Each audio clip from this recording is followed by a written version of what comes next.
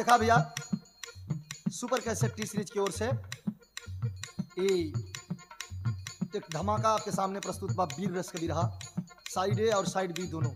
गायक कलाकार विजय लाल यादव और साथियों की आवाज में। मास्टर बजावा क्या?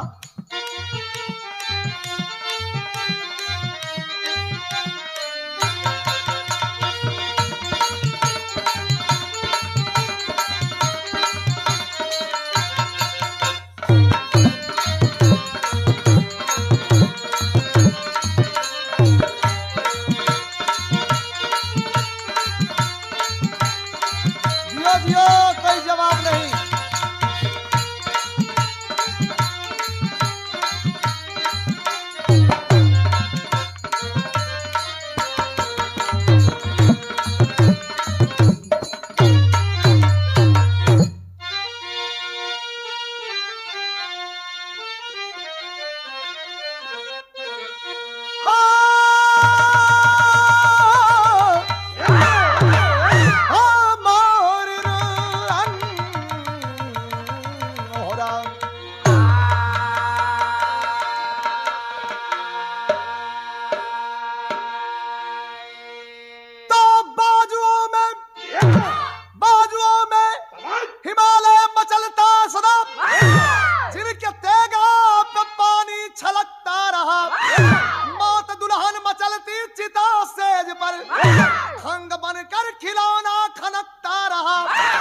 बसंती पर डाली नजर ना जनी,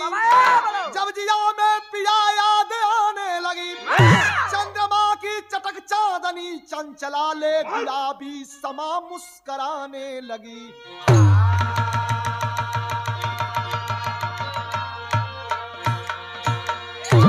कव्वाली का टुकड़ा बा मास्टर।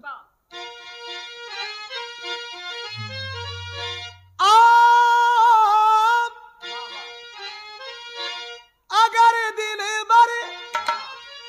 की रुसवाई हमें मंजूर हो जाए तो सनम तू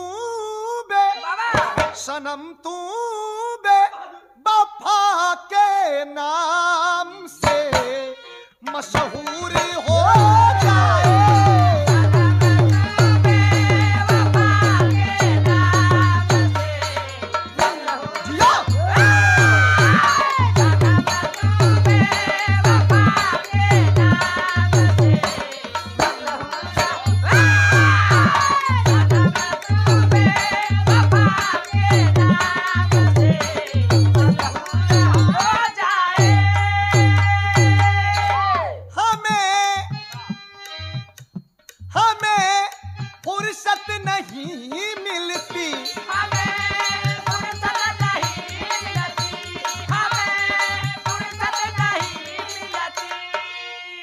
बहादुर कौन है? क्या बहादुर से कासीना अगर आजाद हो जाए तो कमर कस के बघेला जंग में फौलाद हो जाए।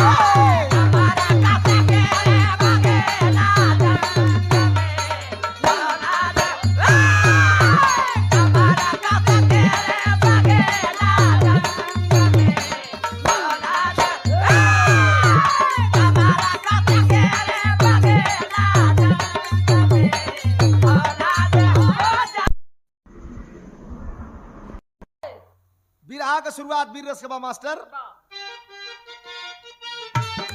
मंगल की गीत सुनाता इतिहास का पन्ना पन्ना, मैदान जंग मनोरंजन वीरों की रही तमन्ना। बन गया दर्द दुनिया का आल्हा उदल का जोड़ा, जो दिल में चाहत आई वह पूरा करके छोड़ा। एक बार राज से इंदल ला शिकार की जिज्ञासा, चल पड़ा घोर जंगल में ही बिहस रही अभिलाषा। जंगल में घूमता रहा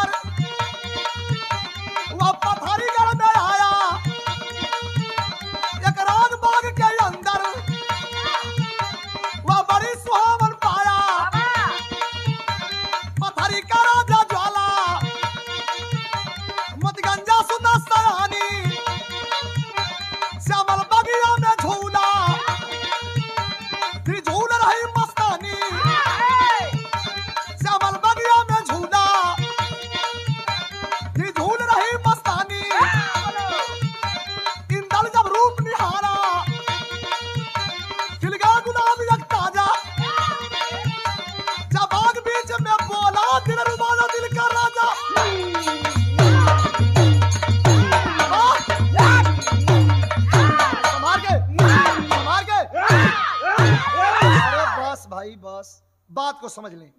कितना बढ़िया भाव कवि लिखले हमने। एक बार इंदल अपने राज से पथरीगढ़ शिकार खेलते खेलते पहुंचा, ज्वाला सिंह की राजधानी को पार किया, घूमते हुए श्यामल बगिया में पहुंचा जहां ज्वाला सिंह की एकलौती बिटिया जिसका नाम मोतीगंजा था झूला झूल रही है, कुछ गीत गा रही है। बाबूजी कौन सी गीत गा रही है? एक लाइन तर्ज लगल।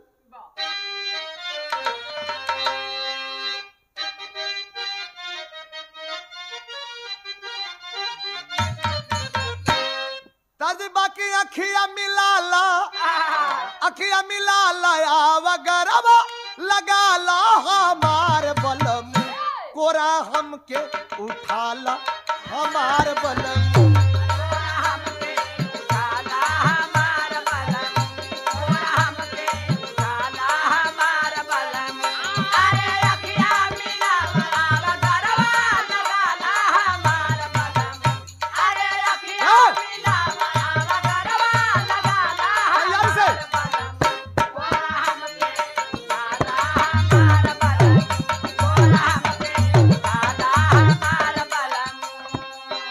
ताकत है पेड़ के नीचे से का देखलस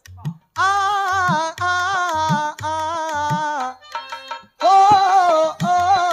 ओ चंचल हिरनिया बकस बस बदनिया उतान गोरिया हो जैसे लागे दुई जिया का चान गोरिया हो।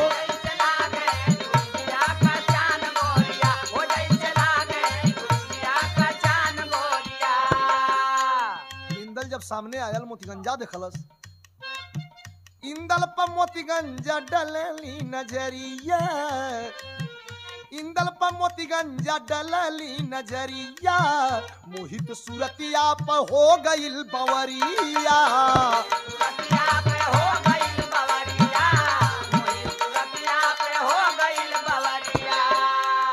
अरे खुशियों की सहनाई दिलों में बाजा दिल जान गोरिया, खुशियों की सहनाई दिलों में बाजल दिल जाने गोरिया हो। हंसत चली भैली अपने मकान गोरिया,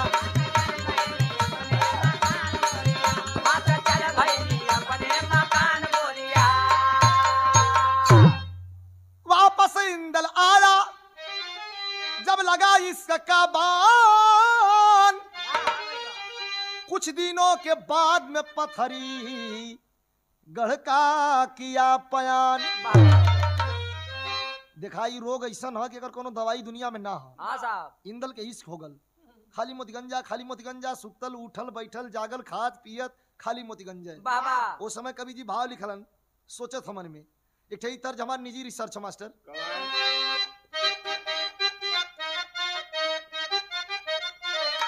अरे पुरुआ बयरिया में, अरे पुरुआ बयरिया में लागे नमनवा छछनावे रतिया हो नहीं आइले सजनवा जगावे रतिया, नहीं आइले सजनवा जगावे रतिया, नहीं आइले सजनवा जगावे रतिया। बिसरे न दिलावा से गोरी का सूरतिया जरावे जियरा, नहीं आवे चयनवा जरावे जियरा, नहीं आवे चयनवा जरावे जियरा, नहीं आवे चयनवा जरावे जियरा। एक दिन के बाद मैना मनिहारिन रहली राजा राजधानिया में,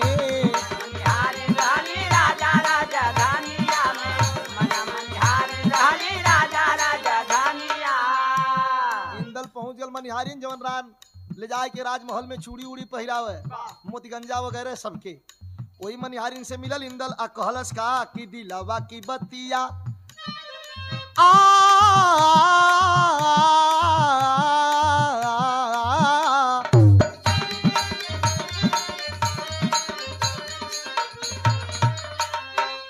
बेटिया करा दे माई, इंदल कहलस मनिहारिन से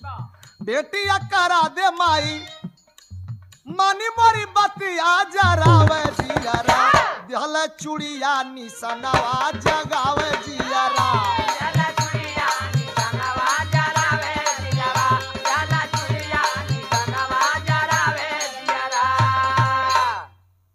चूड़ी का एक ठे गुच्छा दलस करत कि हई चूड़ी ले जाके मोतीगंजा के दे दिया मनियरिया कलस के करे दो गलवा मारना न खेबे हमके और राजा के बेटी एक ठे मोती से तौलल जाले जेकर नाम मोतीगंजा है कहा कि माई जितना आग हर है इतना आग ओहरो हो जल्दी बकन ई चूड़िया पहुंचा दे एक ठे तर्ज लगल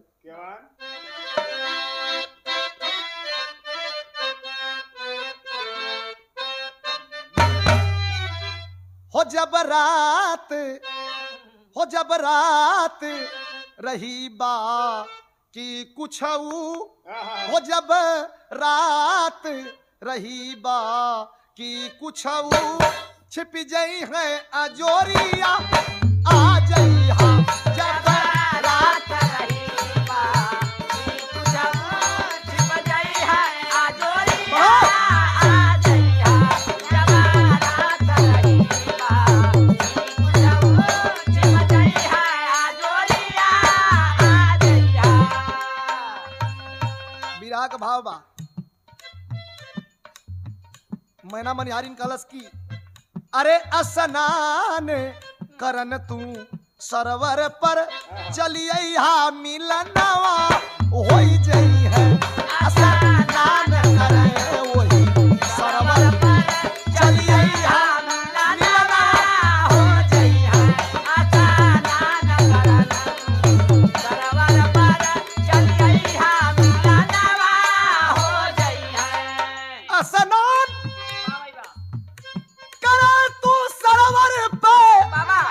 चलिए मिलनवा हो जाई है अरे आई है मोती गंजा हो आई है मोती गंजा वही सरोवर में तकुल पूरा सपनावा हो जाई है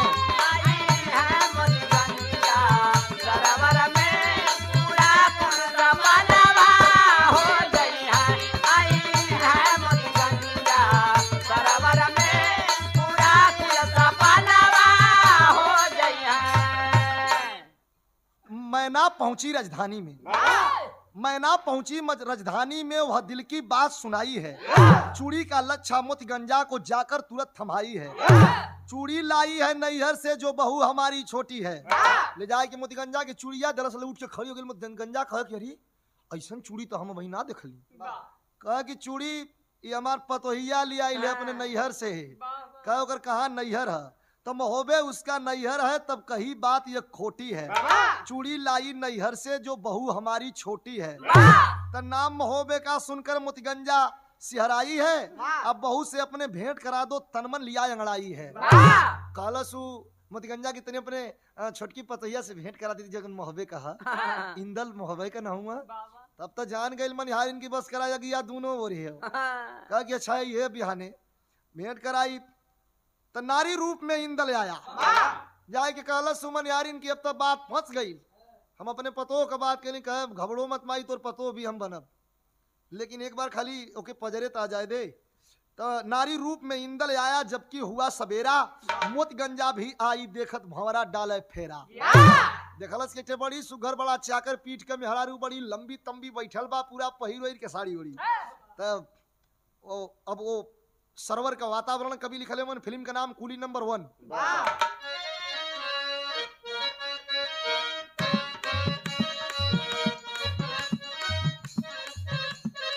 वह तजबा हो जब दिल न लगे दिलदार हो जब दिल न लगे दिलदार हमारी गली आ जाना आ जाना आ जाना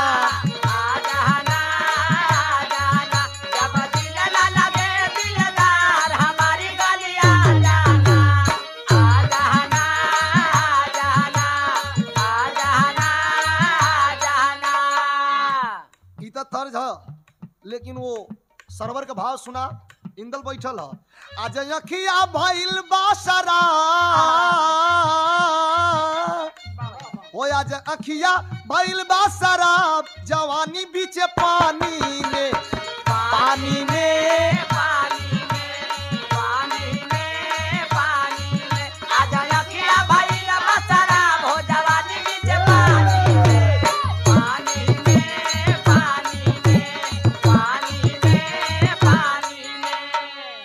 मोतीगंजा पहुंच गई इंदल के पजरई अपन घूघूट में है तब मोतीगंजा पूछे हे भौजी बतावा ओ आ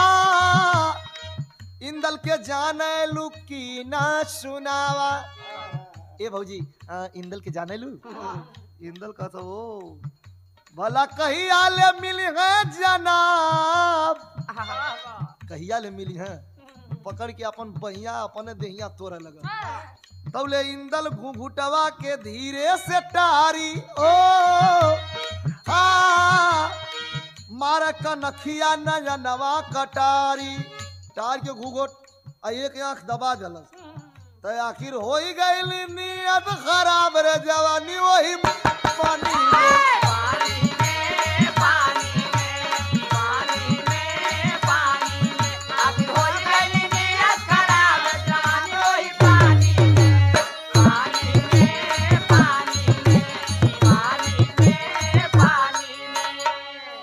दिखाओ सरोवर में दोनों हलगल हुआ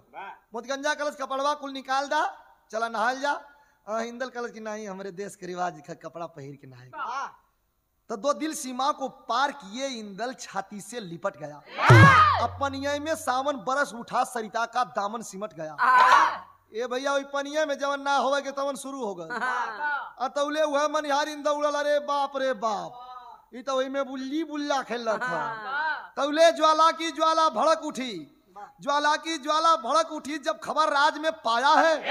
इंदल को भेड़ा बनवा कर तहखाने में बंधवाया है आल्हा उदल पौखला उठे जब खबर महोबे आई है भेड़ा बन बैठा शेर का बेटा उड़न लगी और उड़ाई है अरे कवन वीर जन्म ले लस हमरे बेटवा के भेड़ा बना दलस यार लिख के पाती मोतीगंजा भेज दलस कि काम गड़बड़ा गल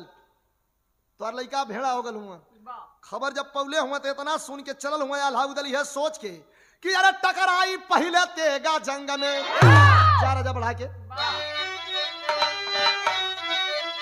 कि अरे टकराई पहले तेगा जंग में अरे बड़वा ज्वाला के छाती पर गाड़ल जाई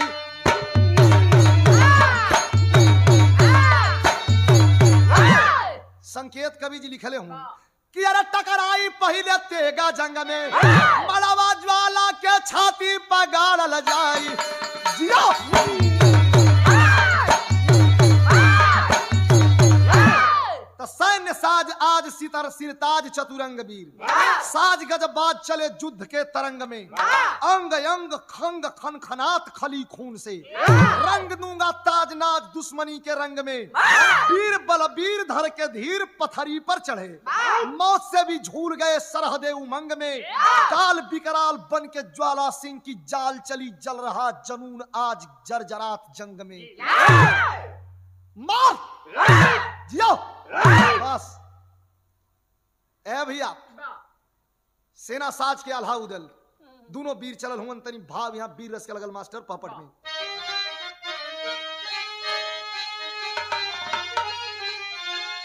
अरे हमारे लड़का भेड़ा बन गल देखा आल्हा उदल की तैयारी अरे रा भेरी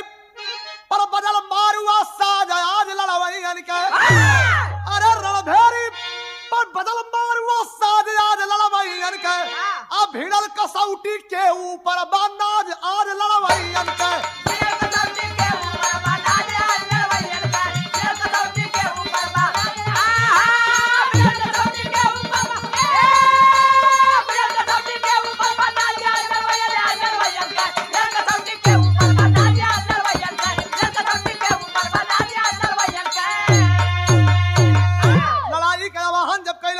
समर में महारक्त का धारा हो दोनों दल के वीर बहादुर ज्वाला सिंह ललकारा हो रखा भवानी रणचंडी तब लाज याद लड़वैयन के आहार जीत के मिला नहीं अंदाज याद लड़वैयन के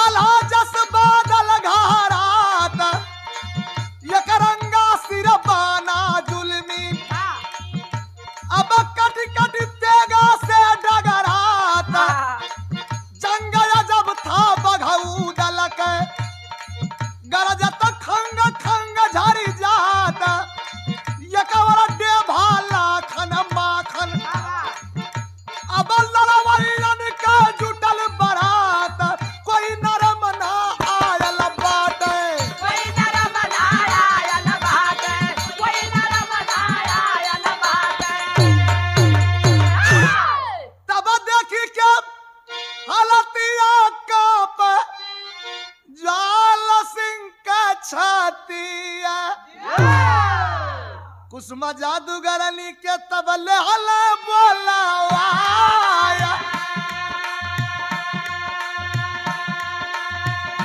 जदुआ चलावे लगल बिचारा नवान से नवा सकल लेहल पत्थरा रे बनाया साबित नहीं वीर कोई बचल रनवा में जहाँ कता कुल गैल कठुआया देख हालतिया के सोचे मोती गंजा देहली खबरिया महोबा पठाया कुसुमा जादूगरनी के बुलवा के ज्वाला सिंह जादू की झोली निकलवा के जादू चलवा के आल्हा उदल मलखान जैसन वीर के पत्थर बना के जहां का तहां सब तलवार लेके कठुआ गल मोतीगंजा सोचे लगल कि पूरा कम में गड़बड़ हो गल लिख लिख के पाती भेजवावे लगल गढ़ महोबा में पतिया में यह लिखत बा कि सुनीला पाती में पहली लाइन लिखले है का लिखले मास्टर लिखले है कि जवन नगरी में आलाउदल घूमले रहले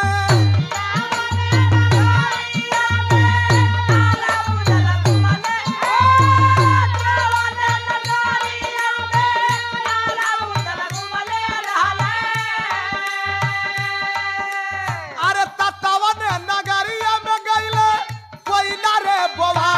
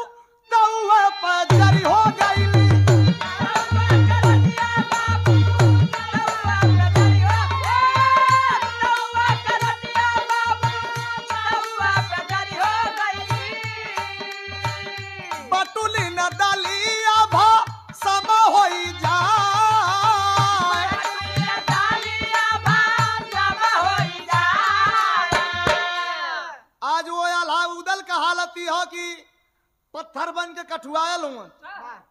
खबर जब पठौले हम मोतीगंजा के देरी मत करा संकेत कैले हम मास्टर कैसे भाव कवि जी बिरहा में लिखले हुआ यह चिट्ठी में लिखले बाम कि अरे वीर वंश का चंदा डूबल बदरिया में ना तब बेबस भइल तलवारिया समारिया में ना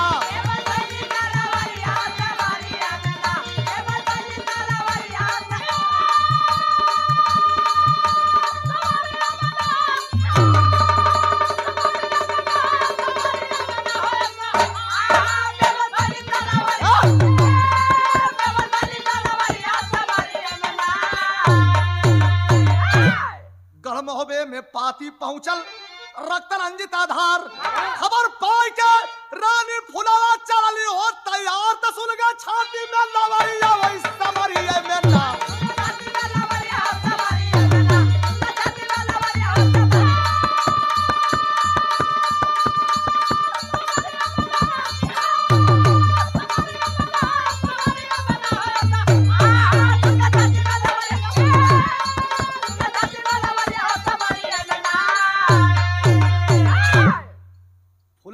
सुनला से आग जर गई कहे रे कुसुमा की हिम्मत तो सुना बिरंगना का धमनी धमका चमका रूप अनोखा ईट का पत्थर से जवाब दो धोखा के संग धोखा तो जादू पर जादू का मारिया वो हिस्सा मारिया में ना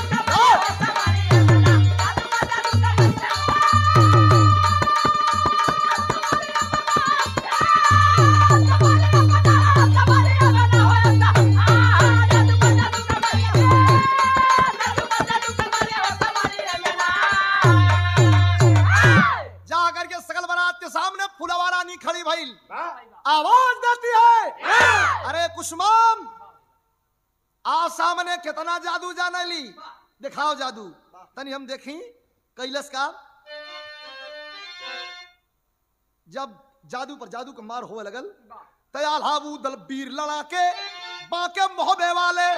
पकड़ के गर्दन ज्वाला सिंह की करकस में उछाले, तब बिटिया दे बाकी बाउरिया हिस्सा मारी आई में नारे।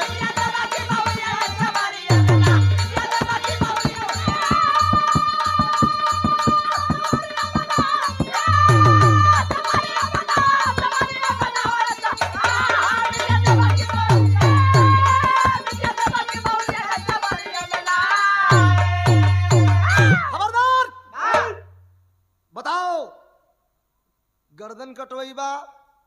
आकि कन्या दान करबा। ज्वाला सिंह कहलस कि हाँ नीक लगो लौकत कन्या दान में गर्दन बचल रही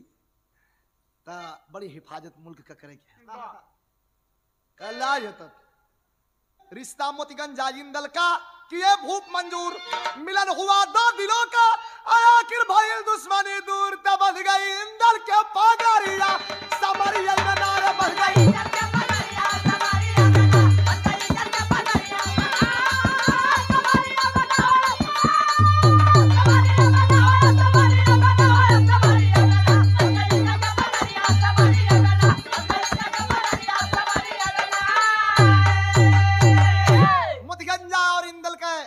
रिश्ता भूप मंजूर किए, बढ़ाइल पगड़ी चाप के इंदर के बैठौलस घोड़ा पर कह कि अब चले के मीठा पान खाए के। विरहा में कवि जी बड़ी बेजोड़ बात लिखलन। यह कैसेट मैं सुपर कैसेट टी सीरीज की ओर से प्रस्तुत कर रहा हूं, गायक विजय लाल यादव और साथियों की आवाज में, ग्राम टणवा, पोस्ट बसेवा, जनपद गाजीपुर। हाँ, बिरहा के आखिरी लाइन में कवि जी लिखले हुवन कैसे मास्टर, तो गुरु बिहारी गुरु गणेश गुरु राम लाल मोरब्बा का स्वर्ग चंद्रिका कवि बच्चन का बिजो पताका,